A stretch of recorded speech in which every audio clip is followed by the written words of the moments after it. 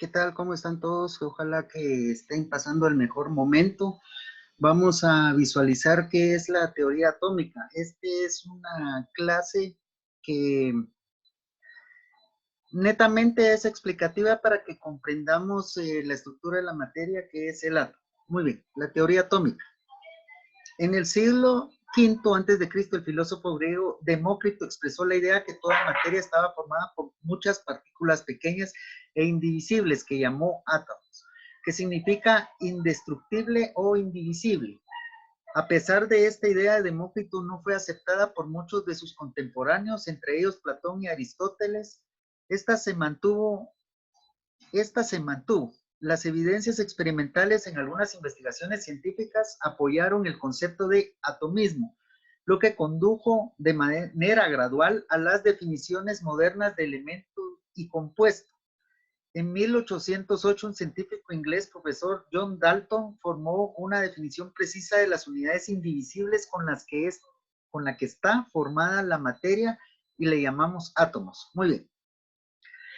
Comencé esta descripción con esta reseña histórica, ya que es de suma importancia poder especificar precisamente que la idea de átomos ya existía desde tiempos remotos, no es una idea que sea nueva. Recordemos que en la historia de la química, los predecesores precisamente de la química son los alquimistas, pero estos alquimistas estuvieron trabajando en su estudio en la Edad Media. Estamos hablando de aproximadamente 500 años, 400 años por ahí. Pero en tiempos incluso muy anteriores se podía considerar que toda materia tenía partículas más pequeñas que estaban unidas para poder formar lo que ahora conocemos como materia, cualquier tipo de material, ya sea arena, que sean piedras, que sea madera, en fin, un sinfín de materiales que podemos ver y todos se eh, pueden dividir en pequeños materiales que son átomos. Muy bien.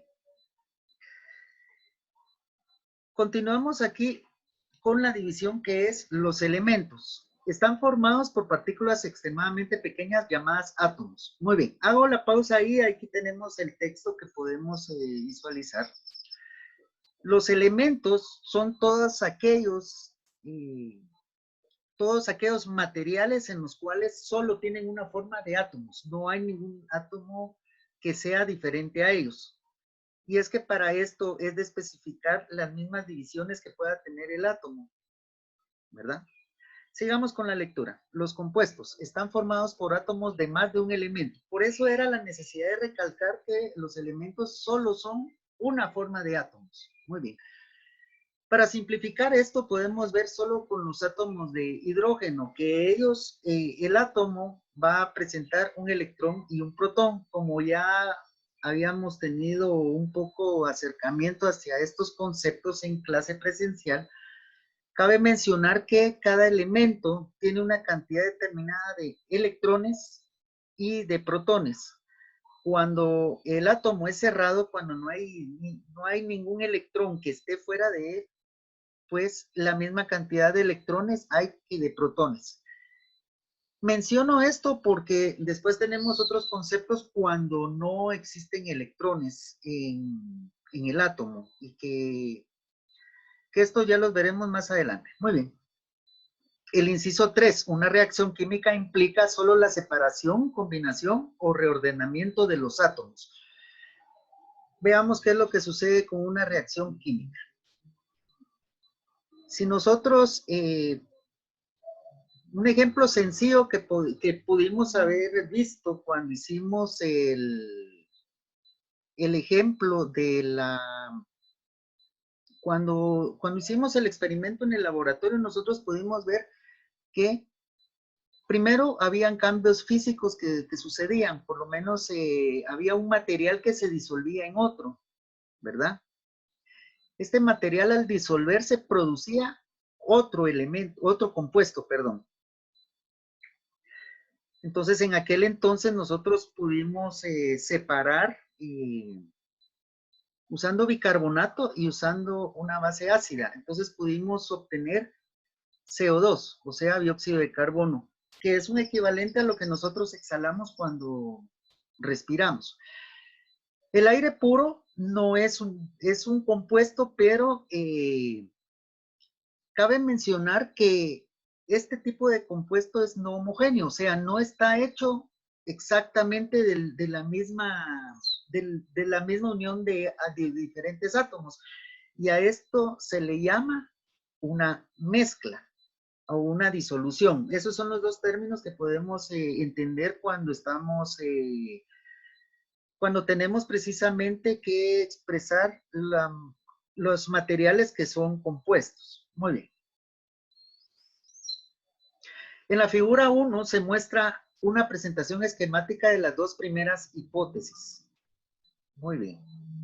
El concepto de Dalton sobre un átomo, solo cabe mencionar que Dalton era otro científico que dio su aporte hacia la teoría atómica. Es mucho más detallado y específico que el concepto de Demócrito. Bueno, aquí es donde precisamente nosotros necesitamos hacer la diferencia precisamente de lo que estamos hablando. Aquí tenemos átomos del elemento X, tenemos átomos del elemento Y. Y aquí tenemos un compuesto formado por los elementos X y Y. O sea, esto resulta ya siendo una molécula. Lo que vamos a llamar una molécula es la unión de átomos de dos o más especies. Hay diferentes formas de enlazar átomos o que la materia tiene diferentes formas de átomos enlazados. Muy bien. ¿Quién fue John Dalton? Que eso es lo que vamos precisamente a leer en este párrafo. Químico, matemático y filósofo inglés, además de la teoría atómica, formuló varias leyes sobre gases y fue el primero en dar una descripción detallada sobre la ceguera a los colores, enfermedad que él padecía. Se ha descrito a Dalton como un experimentador desinteresado, con un deficiente manejo del lenguaje. Su único pasatiempo era jugar a los bolos. Los jueves por la tarde probablemente la visión de esas bolas de madera le dio la idea de la teoría atómica. Muy bien. Para simplificar precisamente cómo se comportan las moléculas, se ha creado precisamente este tipo de modelos, como el que yo tengo marcado en esta forma. Hago la pausa porque ahí en el fondo empiezan a sonar las sirenas y son las 4 de la tarde y bueno, ya sabemos qué es lo que nos toca ahorita a las 4 de la tarde en estos últimos días. Por favor, paciencia, que de esto tenemos que salir como pueblo de Guatemala. Muy bien. Perdón por esta interrupción, había necesidad de platicar. Y bueno, prosigamos con la clase porque la vida debe de seguir también y nuestros quehaceres deben de seguir. Cuando nosotros formulamos precisamente una forma didáctica cómo se unen los dos elementos, podemos obtener figuras como las que podemos observar aquí. Cabe mencionar que estas son formas de poder contar cómo es que los átomos funcionan. No es que en la naturaleza así es como se ven. Nadie ha podido ver átomos todavía. Por ahí hay un video en YouTube que muestran con un telescopio electrónico cómo se podrían ver y podemos ver solo esferas, pero en realidad a ciencia cierta aún no sabemos cómo es un átomo por dentro. Sí podemos tener la idea, según los estudios que se han tenido, desintegrando las partículas, pero para este estudio también se necesita muchos más son cosas que no podemos experimentar en un laboratorio tan sencillo. De hecho, yo les podría mencionar que necesitamos acelerador de partículas para poder conocer mucho de la estructura de estos átomos. Muy bien.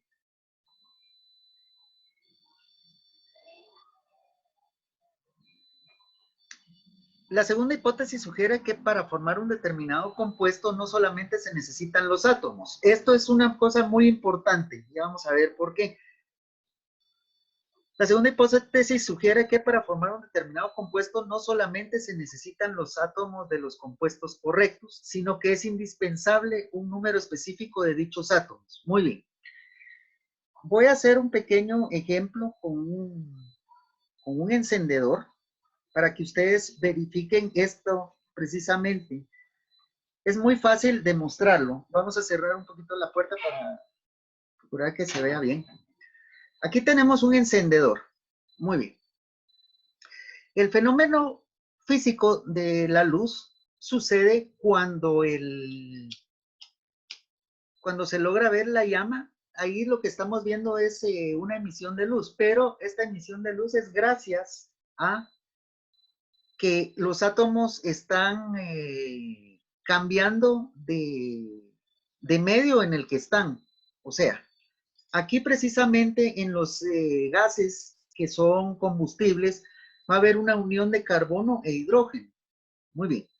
Cuando estamos haciendo esta reacción, o sea, cuando estamos produciendo fuego, precisamente estamos haciendo que los átomos que hay en el gas tengan reacción con los átomos de oxígeno. Siempre que haya fuego, va a haber oxígeno, precisamente ayudando a la combustión. Esto es necesario porque estas son de las cosas que podemos saber que en determinados medios no va a haber fuego, pero sí puede haber una combustión o una reacción química debido a la combustión que puede existir. Muy bien. Siguiendo con el ejemplo del encendedor, porque lo tomo para que ustedes puedan precisamente observar qué es lo que sucede. El gas sale por este conducto y es una cantidad de gas determinada.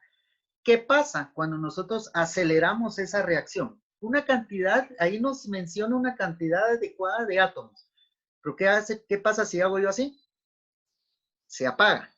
Bueno, cuando yo hice este movimiento, lo que logré es transmitirle energía cinética a una capa de oxígeno, o una capa de aire, más bien dicho. Lo que hice fue acelerar estas moléculas. Vamos a imaginar que aquí hay una cantidad de moléculas de aire y lo que yo hice es todas ellas arrastrarlas al fuego. Bueno, ¿por qué se apagó el encendedor? Y vamos a verlo otra vez. Cuando yo acerco poco a poco las moléculas, no sucede nada. Pero cuando yo las acelero, o sea, agrego velocidad cinética, se apaga. Bueno, lo que yo estoy haciendo es aportando en ese momento más cantidad de oxígeno. Entonces, la cantidad de átomos que tiene el gas no es suficiente para reaccionar con los átomos de oxígeno que estoy acelerando. Muy bien. Como no está la cantidad adecuada de átomos, como hay más átomos de oxígeno, entonces lo que hace es agotar los átomos que puedan estarse combustionando del gas que está dentro del encendedor. Cuando esto sucede, la reacción termina. Y si ya no hay reacción, el fuego ya no se logra ver. Y este es un ejemplo muy simple que ustedes pueden observar, digamos, con una candela, con un fósforo sucede lo mismo. Otro ejemplo para poder demostrar esto mismo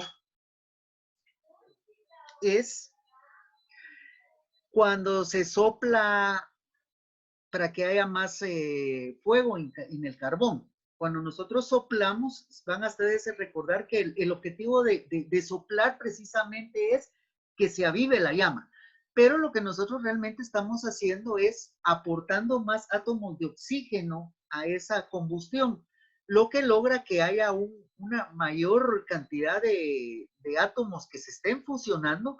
Si hay átomos que están reaccionando, entonces indudablemente va a haber más energía calorífica. Estos son conceptos muy importantes. Por conservación de la energía, imaginemos ahorita precisamente esta combustión que sucede cuando estamos avivando el fuego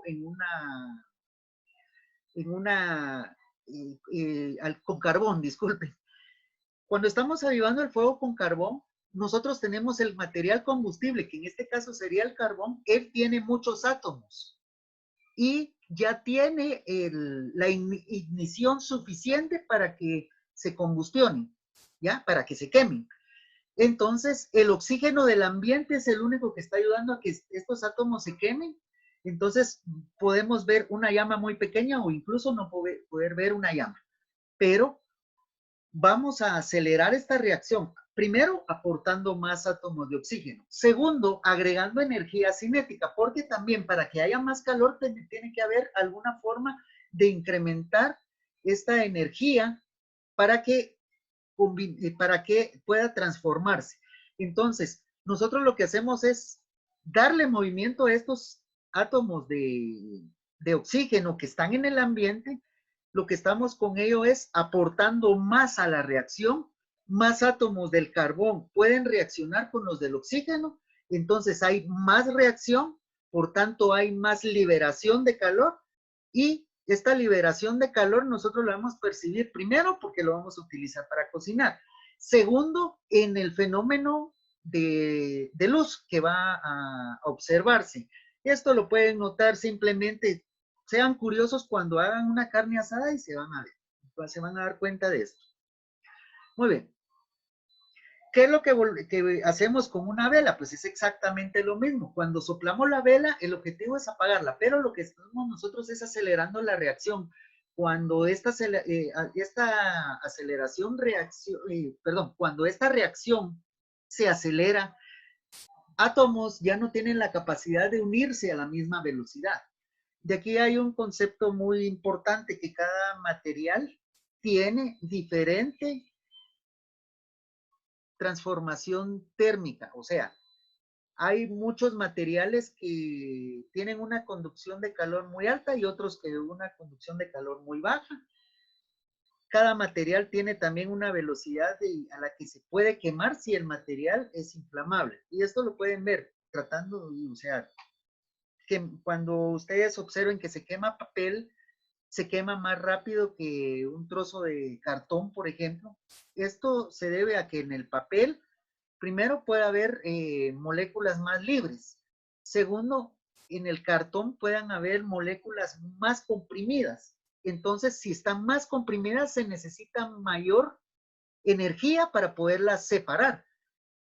¿Por qué menciono esto? Porque si hay materiales con moléculas más unidas, la energía para poder separar esas moléculas debe de ser mucho más grande. Aquí vienen conceptos físicos como es la fuerza fuerte y la fuerza débil, pero en su momento vamos a especificar más adecuadamente esto. Muy bien. Vamos a seguir leyendo. Espero que esta explicación haya quedado muy bien para que puedan entender esto de las reacciones. Muy bien. Esta idea es una expresión de una ley publicada en 1799 por el químico francés Joseph Proust.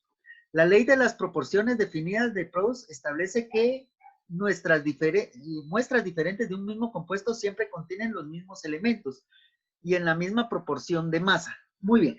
Esto quiere decir de que por cada molécula, por cada átomo, si tiene niveles libres de energía donde se puedan enlazar electrones, vamos a enlazar solamente una misma cantidad de elementos que podamos tener. Vamos a hacer una clase precisamente con un poco de material más didáctico para seguir explicando esto. Muy bien. En todas las muestras se encontrará la misma proporción de masa, carbono y oxígeno. Entonces, si la proporción de las masas a los diferentes elementos de un compuesto es una cantidad fija, la proporción de los átomos de los elementos en dicho compuesto también debe ser constante. Bueno, para ver un elemento que es bien fácil de... Un compuesto que es bien fácil de obtener en cualquier momento es el agua. Y el agua es un compuesto donde tenemos dos moléculas de hidrógeno y una de oxígeno. Esto porque el hidrógeno va a aportar un electrón a otro átomo y el oxígeno puede recibir dos electrones. Entonces, el átomo solo puede aportar uno, va a aportar uno y otro átomo va a aportar el otro electrón y se llenan los niveles de energía. Ya vamos también a explicar más de esto, pero resulta necesario ya meter este tipo de conceptos. Primero, porque el que tenga dudas, pues lo motivo a que también investigue un poquito, por favor. Muy bien, sigamos con la lectura. La segunda hipótesis de Dalton confirma otra importante ley, la ley de las proporciones múltiples. Según esta ley, si dos elementos pueden combinarse para formar más de un compuesto, la masa de uno de los elementos que se combinan con una masa fija del otro mantienen una relación de números enteros pequeños. La teoría de Dalton explica la ley de las proporciones múltiples de una manera muy sencilla. Diferentes compuestos formados por los mismos elementos difieren en el número de átomos de cada clase. Por ejemplo, el carbono forma dos compuestos estables con el oxígeno, llamados monóxido de carbono y dióxido de carbono.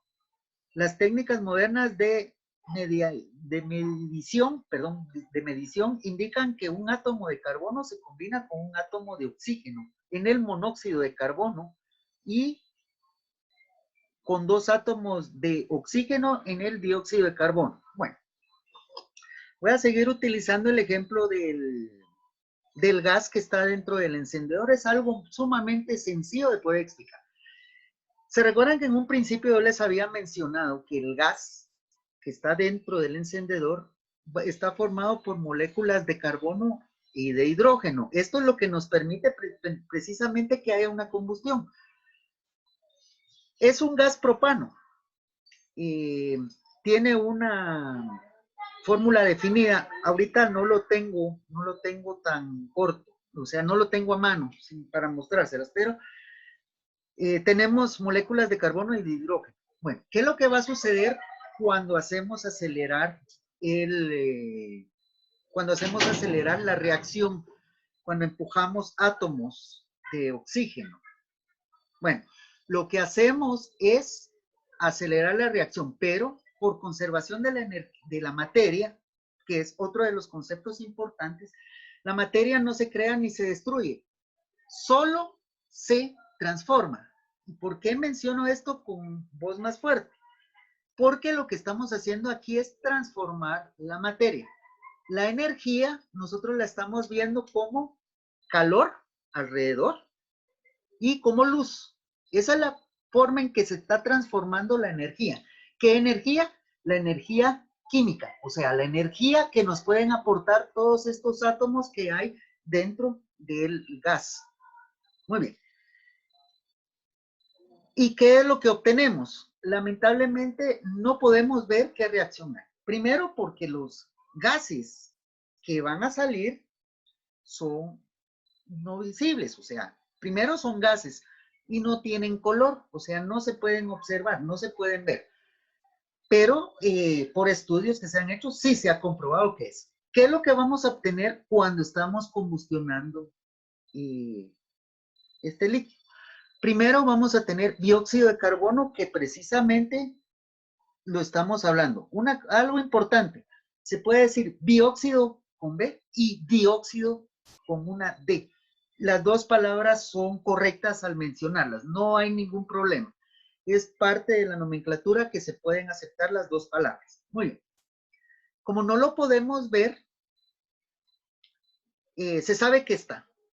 ¿Qué es el otro gas que nosotros vamos a obtener? Pues es el agua en estado gaseoso, o sea, vapor de agua. Esto es un tanto más fácil demostrarlo simplemente colocando aquí un espejito. Llega un momento donde se forman unas pequeñas moléculas y unas pequeñas gotas, y esas gotas pues precisamente es agua. Cabe mencionar que esto yo lo estoy ejemplificando para dar una información neta. Es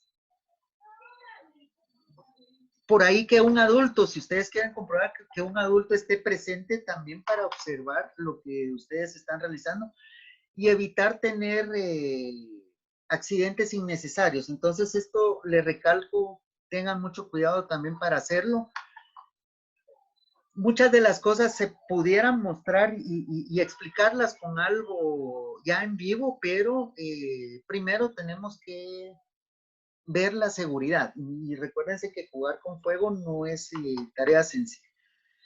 Déjennos a nosotros la explicación, espero que nos crean también la explicación, y eso es lo que sucede. Ya en su momento ustedes podrán tener la oportunidad de analizarlo cuando ustedes vean las situaciones diarias. Muy bien. Quiero mencionar esto, por eso decía, primero se apaga porque yo estoy acelerando la reacción. Entonces, tiene que ver con la cantidad de átomos de oxígeno y la cantidad de átomos de carbono y de hidrógeno que hay en el gas. Número 2, las proporciones. Esto es algo importante. Las proporciones del gas no eran suficientes para toda esta masa de aire. Por eso es que se apaga la vela. Ahora, ¿qué va a suceder si ustedes intentan apagar así un carbón en llamas? Pues precisamente no lo van a lograr porque el oxígeno que ustedes están expulsando no es tal para poder acelerar tanto la reacción. Si hubiera una gran cantidad de aire, simplemente echamos ese chorro de aire y eso sí quema muy rápido el carbón, ¿ya? Yo sé que lo han visto más de algunas veces, lo que pasa es de que siempre se necesita una explicación científica para poder analizar esto. Muy bien. La tercera hipótesis de Dalton es una forma de enunciar la ley de la conservación de la masa, la cual establece que la materia no se crea ni se destruye debido a que la materia está formada por átomos. Dense cuenta que muchos de los conceptos que yo les estoy mencionando se los estoy adelantando, ¿ya? Aquí precisamente yo la conservación de la materia ya se las había dicho, aquí la estamos corroborando. Entonces, por favor, pongan mucha atención en todos estos conceptos. Se concluye que la masa también se debe conservar. La brillante idea de Dalton sobre la naturaleza de la materia fue un principal estímulo para el rápido progreso de la química durante el siglo XIX. Muy bien. Hasta aquí vamos a dejar el video del día de hoy. Entonces, espero que esta explicación sirva bastante para que cada quien pueda comprender qué es lo que sucede en los fenómenos químicos. El fenómeno de la combustión es uno de los que más fácil podemos visualizar. Un ejemplo muy sencillo que podemos ver también de que el átomos de un elemento pasa a otro, siendo observadores con el café hervido. Cuando ponemos, primero, si el café lo colocamos solo en agua fría, sí va a haber una pequeña salida del sabor y de todos los compuestos que tiene el café y se va a mezclar con el agua. Pero para que también nos ayude a podernos tomar una taza de café rápido, nosotros necesitamos calentar estos dos compuestos. Al calentarlo, nosotros lo que estamos haciendo es aportando energía. Esta energía es tal que puede acelerar la reacción que pueda haber. Entonces, al final nosotros vamos a obtener una bebida de café. Pero menciono esto porque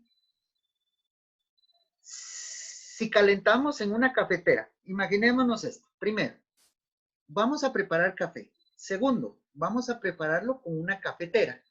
Tercero, vamos a necesitar agua y la cantidad de la cafetera adecuada para que se haga café. Rociamos el agua, calentamos el café, se prepara el café, nos tomamos el café y ahí queda. ¿Por qué se resulta tirando el café? O sea, digamos, el café que ya sacó todo lo esencial para poder tener la bebida. Pues porque si seguimos calentando, lo que va a pasar es que sí vamos a poder obtener más café, pero cada vez que querramos hacerlo, cada vez va a sacar menos cantidad de café. Va a llegar un momento donde ya el café ya no va a reaccionar para nada con el agua y el agua va a salir limpia también. Entonces, a esto se debe, primero, la conservación de la materia. La materia que entró va a salir y ya no hay más. Segundo, las proporciones precisamente de la materia. Una cantidad de material de café con una cantidad de material de agua, se termina la reacción y ya no vamos a obtener más. Y tercero, estos son ejemplos muy simples. Lo que pasa es de que es un tanto, a veces un poquito complicado llegar al consenso en lo científico para poderlo explicar, pero yo les motivo a que también ustedes traten de buscar la ciencia de las cosas, ¿verdad? Precisamente, ¿quién quita que podamos hablar de la química del café? Pero lo estamos hablando precisamente para poder ejemplificar los fenómenos de reacciones químicas que puedan haber. Y estos, como les digo, son ejemplos tan simples de poderlos hablar. No necesitamos un laboratorio tan complejo para poder hablar de ciencia, si nos interesa la ciencia. Ante todo, recuérdense que esa es la motivación que necesitamos ahora. Y hago esta salvedad, hago este comentario también. Ahorita vean la necesidad que hay de poder dar soluciones simplemente con cosas simples que tengamos que ver. Cómo el coronavirus se desintegra su molécula, su caparazón, perdón, no es su molécula, es su caparazón, haciéndole reaccionar con el jabón. Eso es lo que rompe el esquema, ¿ya? Este tipo de rompimiento, biológicamente hay un concepto que sucede con las células y yo creo que ese es el que manejan. Se llama osmosis. Una célula por osmosis adquiere los elementos que, que necesita. Vamos a ver. Vamos a ejemplificar. Esta es una tapita de una gaseosa. ¿Qué es la osmosis? La osmosis es cuando en la membrana que recubre la célula entran los elementos. Vamos, como les digo, es un pequeño ejemplo de lo que estoy haciendo. Vamos a imaginar que esta es una célula y esta es la abertura de la membrana que tiene. O sea, la membrana podríamos decirle que fuera como que fuera una tela. Es una tela que permite entrada y salida también de cosas más pequeñas, mucho más pequeñas que el tamaño de la misma célula. Entonces, la osmosis es cuando deja permitir la entrada de agua regularmente y de los nutrientes que mantienen con vida la célula. Entonces, lo que hacemos es esto, miren. Entonces, esto es lo que hacen. Aquí en la tapita no hay ninguna abertura que me impide agregar agua. En la célula se podría imaginar uno, como les digo, es solo imaginación, que podría ser una tela que permite filtrar agua y que el agua salga también. Bueno, esta membrana precisamente es la que rompe el jabón. Entonces, esos son de los estudios que se han visto con esto del precisamente del coronavirus que está afectando. Es una forma no tan complicada de poder entender qué es lo que sucede con esto.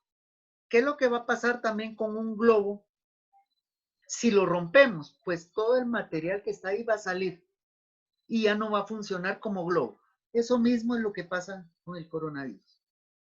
El jabón rompe esa caparazón, esa membrana, y va a liberar todo lo que esté dentro de esa membrana, haciendo que inútil el virus y ya no es letal, ya no va a provocar ningún mal. Bueno, solo es un pequeño comentario precisamente para explicar estas cosas de química. Recuérdense que todo lo que es biológico va muy centrado en lo químico. Entonces, hasta hoy dejamos este video. La tarea es que hagan un resumen y anoten palabras claves de lo que se les explicó en clase. Muchas gracias por todos, por su atención. Un gran saludo a ustedes, a sus papás, a toda su familia. Y queremos mejorar, sea como sea, nuestro país. Hagamos lo que podemos. Por el momento mi tarea es darles clase en esta forma. Traten de aprovecharlo. porque lleva su tiempo querer explicar este tipo de temas también. Hay que tomar una preparación. Muy bien. Muchas gracias, jóvenes. Hasta el próximo video y les deseo toda la salud en este tiempo y muchas bendiciones a ustedes y a su familia. Muchas gracias por la atención.